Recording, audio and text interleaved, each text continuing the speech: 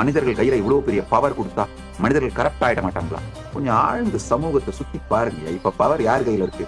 Politicians கையில இருக்கு.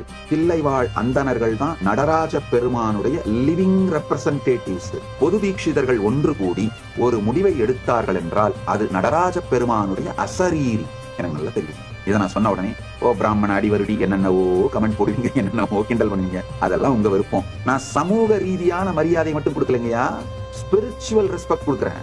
தில்லைவாழ் அந்தணர்கள் ஈகோ சிஸ்டம், தொகையடியார்கள் ஈகோ சிஸ்டம், இந்த 30 திருமேனி தீண்டுவார் ஈகோ சிஸ்டத்துல ஏதாவது பிரச்சனைகள் வந்தா நிச்சயமா அவங்களாலேயே கரெக்ட் பண்ணிக்க முடியும். அந்த ஈகோ சிஸ்டம் தன்னைத்தானே ரிப்பேர் பண்ணிட்டு இத்தனாயிரம் வருஷமா உயிரோடு இருந்திருக்குங்கய்யா. உலகம் முழுக்க 1000 கோயில் நடத்துறதுனால சொல்றேன், ஒரு கோவில் நடத்துறது எவ்வளவு பெரிய திருப்பணியும் சாதாரண வேலை இல்லை. ஒரு ஐடி கம்பெனி நடத்துறதெல்லாம் ரொம்ப ஈஸி, ரொம்ப ஈஸி. ஏன்னா நான் 2ஐயும் நடத்திட்டு இருக்கேன். இந்த ஏஐ பண்றதுக்காக லிட்டரலா ஒரு ஐடி கம்பெனி நடத்திட்டு இருக்கேன். இந்த பக்கம் 1000